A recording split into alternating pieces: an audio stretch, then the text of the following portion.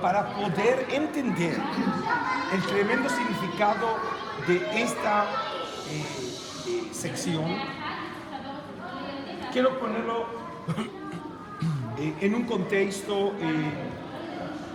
epistemológico. En el primer encuentro en el museo, no sé si se puede sentar, en el museo, en la Universidad Hebraica, yo mencioné el tema de la tensión entre el concepto de literatura y el concepto de historia. Es decir, cuando usted lee las escrituras desde la fe, el libro es un libro divino y la palabra es palabra de Dios. Y la fe de la persona creyente es que la historia relatada no es simplemente literatura, sino que hace referencia a eventos y personajes históricos. Es decir, en otras palabras, Abraham no es simplemente un personaje literario, no es Harry Potter.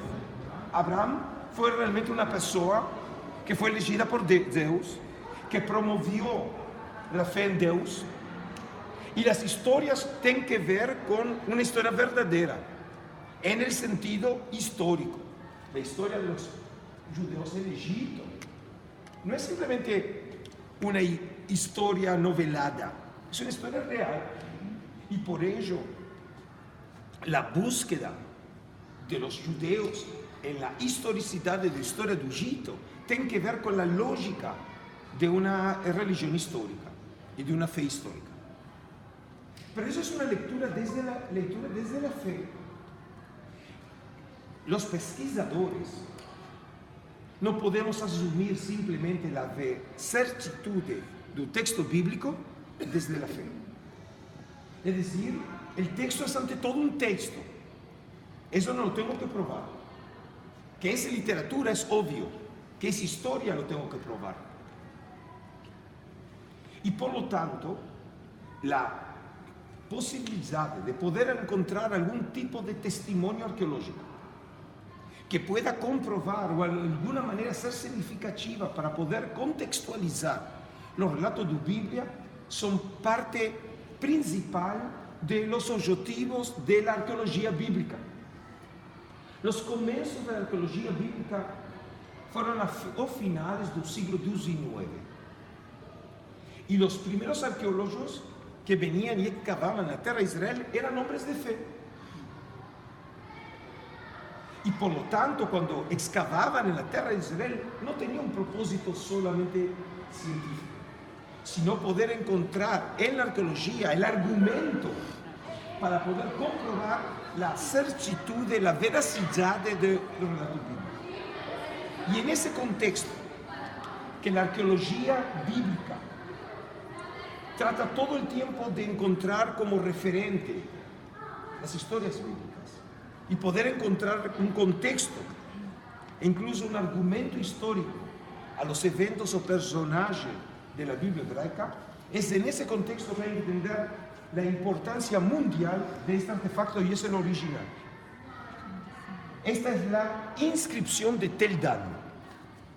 La inscripción de Tel Dan fue descubierta por el profesor Abraham Biran en 1993, in situ, en un sitio llamado Tel Dan, o norte de Israel, en la frontera con el Líbano. Es decir, no es un artefacto que fue descubierto en una feria de antigüedades. Fue descubierta en situ por arqueólogos, en un uso secundario, pero es una inscripción escrita en aramaico de hace solamente 3000 años, del 1000 antes de nuestra era. Y la importancia revolucionaria de esta inscripción es que habla del rey de Judea y el rey de Israel. Y donde está marcadas las letras en blanco, está escrito que el rey de Judea es de la casa de David. Beit David. Esa es la expresión que nosotros conocemos en la tradición bíblica, a la dinastía del rey David. Ahora, este documento, esta inscripción, y no tenemos muchas inscripciones monumentales en la tierra de Israel, no fue escrita por israelienses, sino por el rey de Siria, el rey Hazael, en donde él se enorgullece que él mató al rey de Israel y al rey de Judea de la casa de David hace 2900 años. Eso significa que esto es un documento histórico. Hace 2900 años el rey de Judea era conocido como descendiente de la dinastía de David. Eso no prueba la existencia de las historias que conocemos sobre David. La historia de David y Bathsheba, o la historia de David y Goliat. Eso lo tenemos en la literatura. Son historias sobre David. Y tampoco esta inscripción confirma todas las historias sobre David y Absalom y todas las polémicas y las persecuciones del rey Saúl. Eso no lo confirma. Pero con lo que sí confirma que hace 2900 años el rey de Judea era conocido como descendiente de la casa de David. Significa que ahora David tiene por lo menos algún tipo de significado histórico. La figura de David no es simplemente literatura. Hay un origen histórico en la figura de David. Es decir, coloca en un nuevo contexto la información bíblica. En otras palabras, los textos bíblicos editados muchos siglos después de la figura de David histórico, hace 3000 años, pueden en algunos casos ser un eco tardío de tradiciones muy antiguas. Y por eso la importancia excepcional de este documento que fue descubierto in situ, en el lugar, y no simplemente adquirido en el mercado de antigüedades. Esto es a diferencia de otra inscripción muy importante que fue descubierta antes del nacimiento del Estado de Israel. Esta inscripción fue descubierta por el profesor Sukenik y fue descubierta en el monasterio ruso de la Rusia en el Monte de los Olivos. Es decir, no fue encontrado in situ, simplemente fue probablemente descubierto por uno de los monjes que lo trajo al monasterio. Y esta inscripción está escrito en aramaico y dice: a este lugar fueron traídas las osamentas de un rey de Judea, Uzía, y que no se puede abrir la tumba. Uzía es el rey judeo de la Judea de la época del profeta Isaías. Ahora, la escritura, la grafía de las palabras de esta inscripción es muy similar a la grafía de los manuscritos de Mar Muerto. Y el profesor Sukenik conocía esta grafía y por eso cuando él adquirió para la Universidad Hebraica los primeros manuscritos, estableció que los manuscritos venían de esa época de la inscripción, que era la época greco-romana. Ahora, nuevamente, significa que el nombre del rey Uzía de la época de Isaías es un personaje histórico, porque había la osamenta y estaban la osamenta del rey de Judea. Eso no prueba que las historias y los oráculos del profeta Isaías realmente fueron descubiertos. Pero de todas maneras, tenemos algún tipo de vínculo histórico. Hay un descubrimiento que todavía no está en exhibición y que ha revolucionado ahora los estudios bíblicos de hace unas semanas, que fue en excavaciones arqueológicas en el área del templo, se encontró un sello escrito en hebraico, en paleohebraico, en hebraico antiguo, con el nombre Isaías, y luego aparecen 3 letras, Nun, N, B, A, y algunos lo leen Nabi. Nabi es profeta en hebraico. Y algunos dicen, ¿por qué no pensar que ese sello era del profeta Isaías? Algunos obviamente lo interpretan de otra manera. Veio o Nabi e Isaías. No, Isaías en la parte superior y en la parte inferior Nabi. Pero ahí todavía no está la publicación oficial. Y obviamente ya algunos creen identificar, este es el profeta Isaías, era del profeta Isaías, y algunos simplemente dicen, no es así como hay que interpretarlo, puede ser parte de un nombre, o puede ser parte, no necesariamente de una profesión, pero de todas maneras, todo el tiempo la arqueología lo que trata de buscar, si podemos encontrar un documento físico, un artefacto, que se conecta directamente con personajes o con eventos de la tradición bíblica. Y es en ese contexto de la tradición bíblica que uno de los tesoros nacionales de Israel están aquí.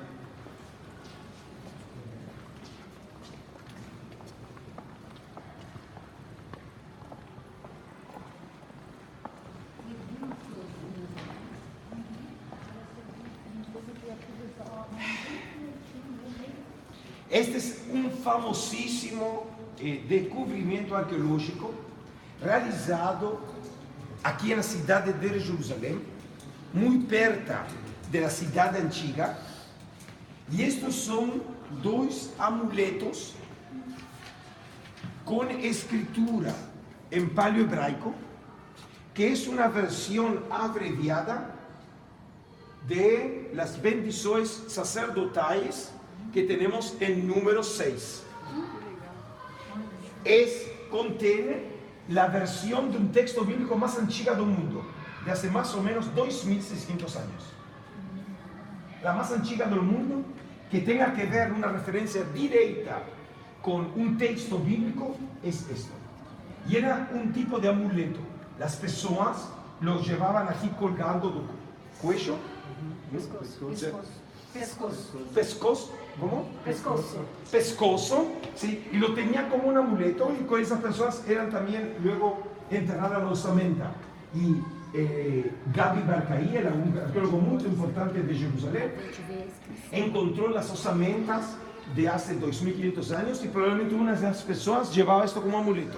Es decir, este texto, que funcionaba como un texto mágico, lo conocemos en la tradición bíblica como la bendición de Aarón. Es decir, otra vez, ¿acaso tenemos aquí una cita del texto bíblico?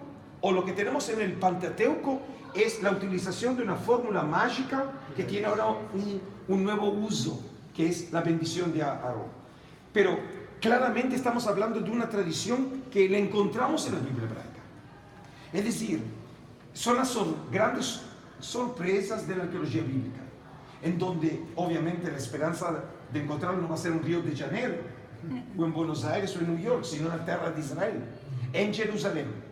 Y por eso la importancia de los tesoros nacionales, en donde tenemos los famosísimos manuscritos de un Mar Muerto, pero tenemos también las salas bíblicas, en donde nos permite contextualizar el desarrollo de la tradición bíblica. Ahora, cuando comenzamos el seminario en la segunda feria, les dije que una de las instituciones que son centrales en Israel es el Templo de Jerusalén. Pero el gran problema o desafío que nosotros tenemos los modernos es que no tenemos un testimonio arqueológico del Templo de Jerusalén. Nosotros tenemos un testimonio literario del Templo de Salomón. El verdadero Templo de Salomón está en São Paulo, pero no está en Israel. No tenemos testimonio arqueológico. Tampoco tenemos testimonio arqueológico del templo de la época persa, del templo de Zerubabel. Tenemos solamente restos de la estructura que rodeaba el templo de Herodes, pero no tenemos el templo, porque ahí tenemos ahora 12 edificios, construcciones musulmanas. el domo de la roca, que es la dorada, y el axa, de las mezquitas do axa, que es la cúpula plateada. Pero la arqueologia de Israel nos está permitiendo... Que é importante, porque tem uma bênção sacerdotal que é escrita aí. Pode ser que...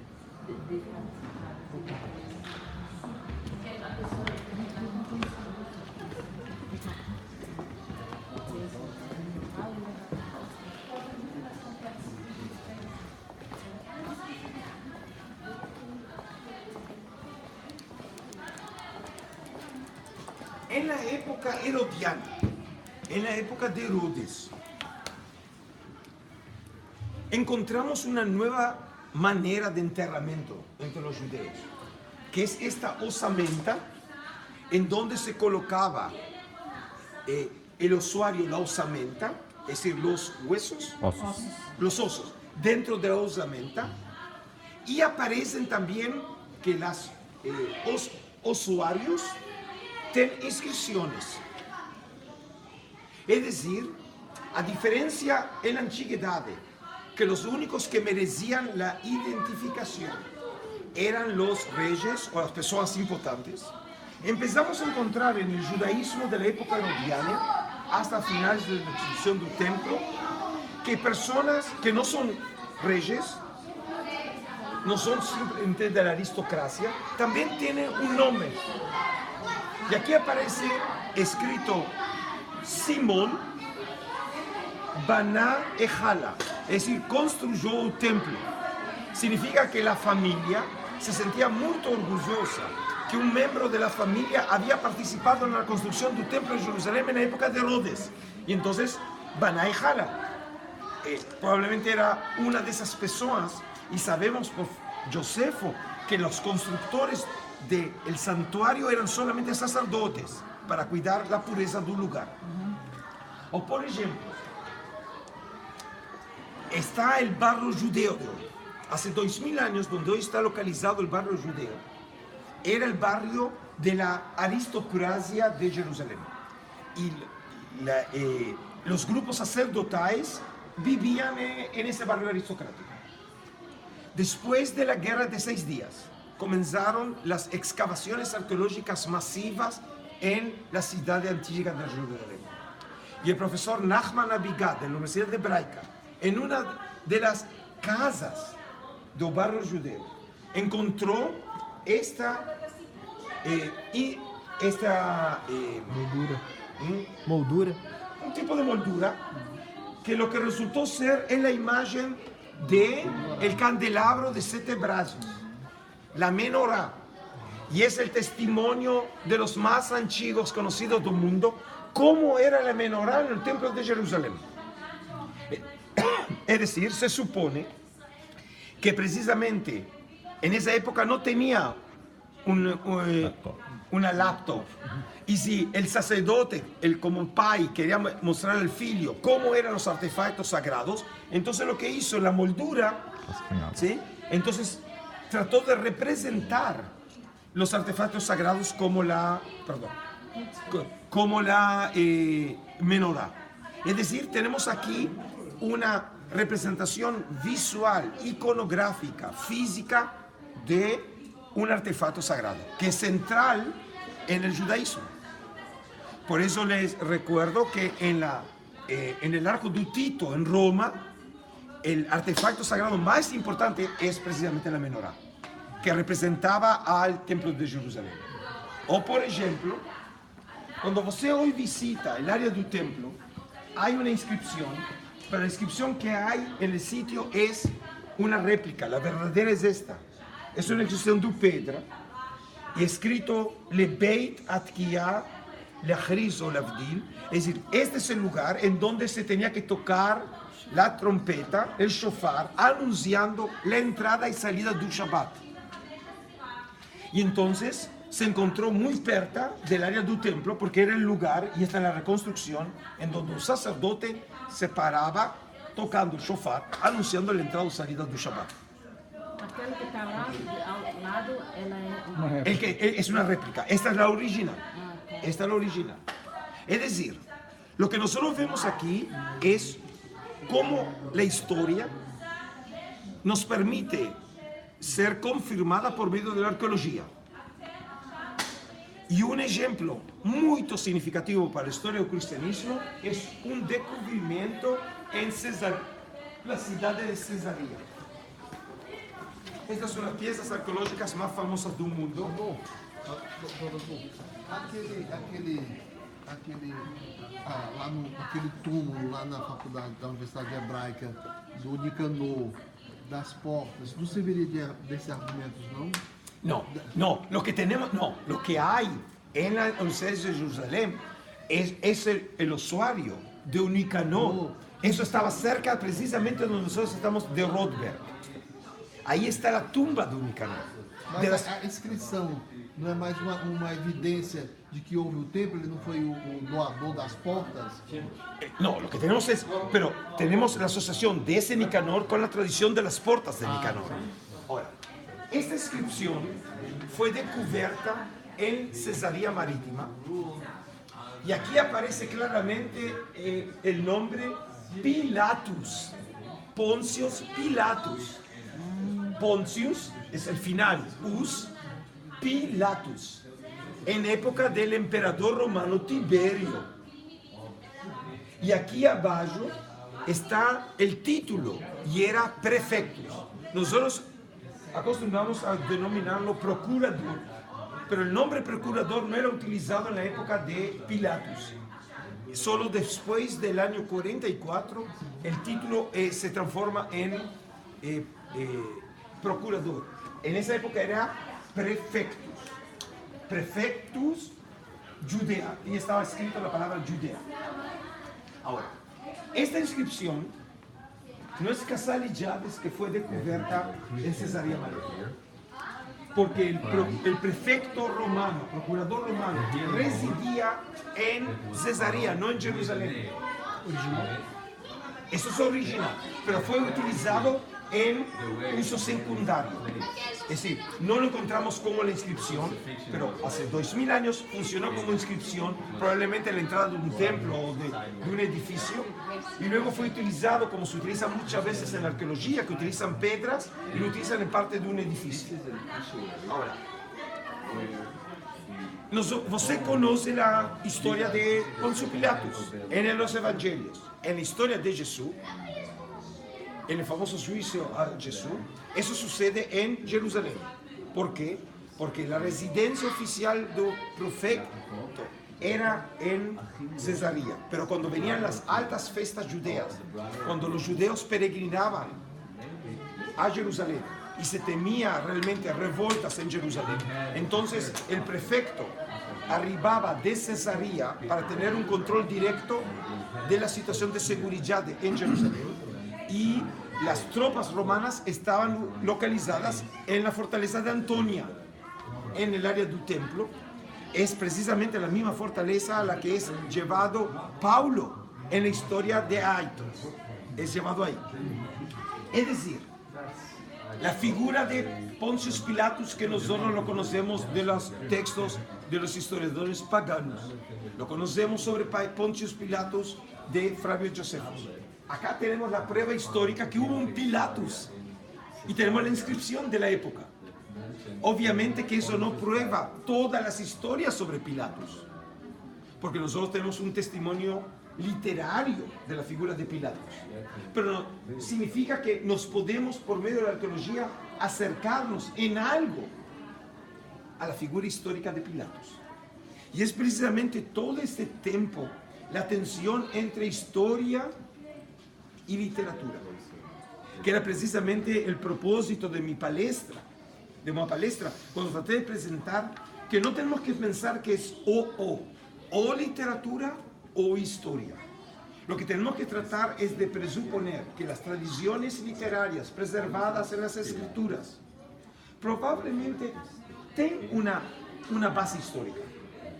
Pero no podemos leer literalmente que la literatura es exactamente lo que sucedió de historia, pero que probablemente hay un eco de historia o raíces históricas detrás de las historias. Aquí lo que tenemos es otro tipo de inscripciones, ¿bien? De acá de Yohanan Ben Hankol, pero lo que es interesante es esta. Esta tiene que ver con otra historia que tiene que ver con Pilatos y con el juicio de Jesús, que es el sacerdote Cayafa. Cayafa, que es el gran sacerdote del templo de Caifás de la época de Jesús. Los pesquisadores, arqueólogos, encontraron una caverna con el ossuario, este sarcófago, que probablemente estaba la osamenta del gran sacerdote Caifás.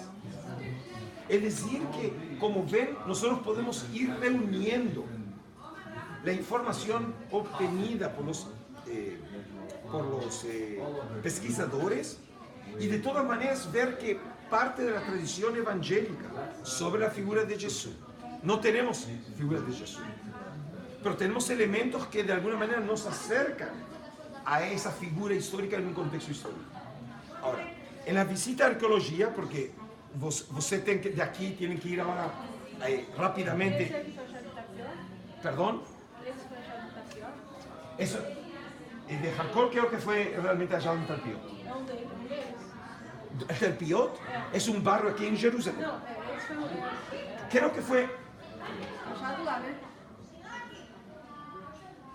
Ah, no, este es de Givat HaMiftar. Givat HaMiftar está perto de la Universidad Hebraica. Hay en Talpiot, pero no está.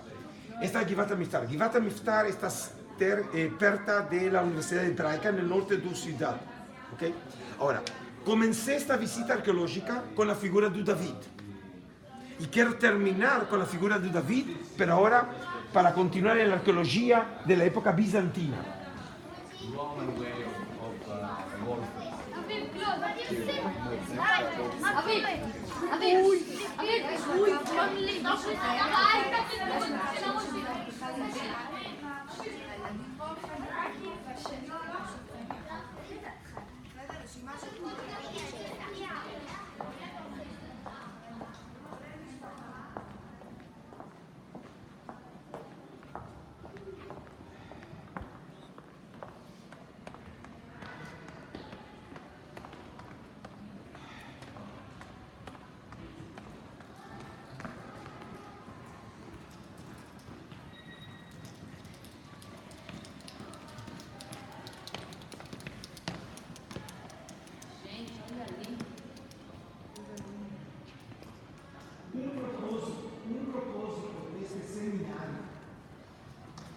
Es poder iluminar las escrituras por medio de la arqueología. Y comenzamos hablando obviamente de la figura de David, que obviamente es una figura central también en la genealogía de Jesús. Cuando se presenta Jesús en la genealogía del Evangelio de Mateo, de Lucas,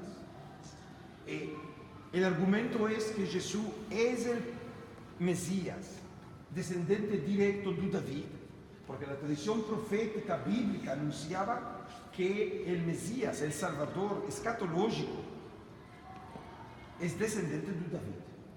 Y por eso me pareció importante, si comenzamos con la figura de David, con la inscripción de David histórico, o un eco en referencia de esa dinastía de David.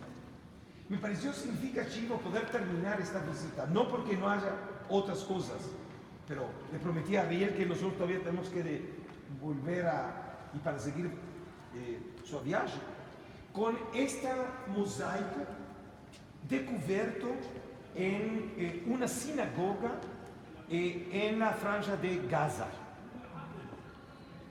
Y aquí você puede ver que el artista identifica al personaje y escribe en hebraico el nombre David.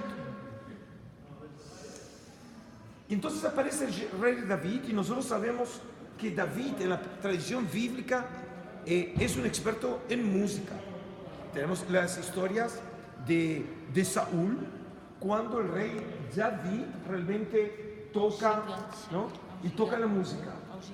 Ese es gigante, sí, esa es otra historia bíblica. Não, Pero, ele tem relação com Davi. Né?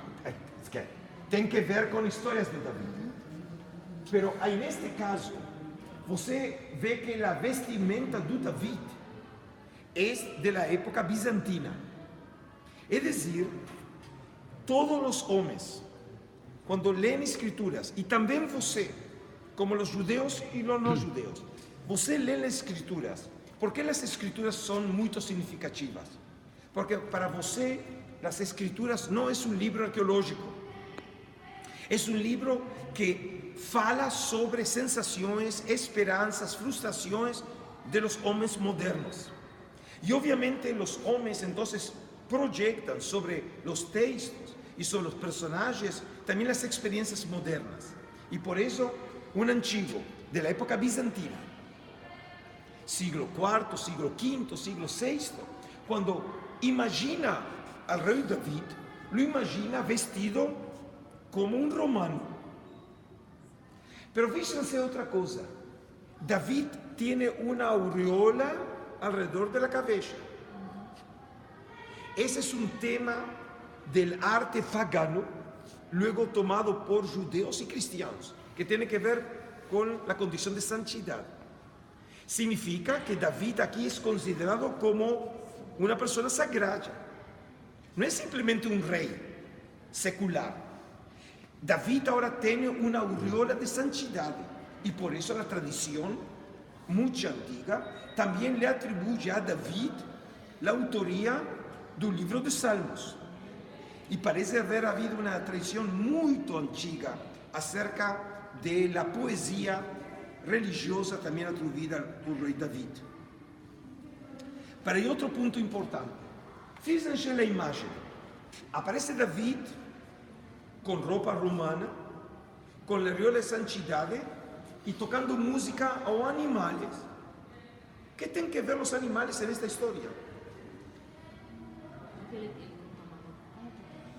¿Dónde aparece en los relatos bíblicos una sociedad entre David y un animal? Davi matou o leão e matou o urso, mas... No Jardim do Éden. Hay una serpiente, hay un león o un tigre, ¿sí? Restos por ejemplo de un tipo de camelo o de avestruz. ¿Qué tienen que ver animales en esta historia? Y precisamente aquí es otro punto que me parece muy significativo.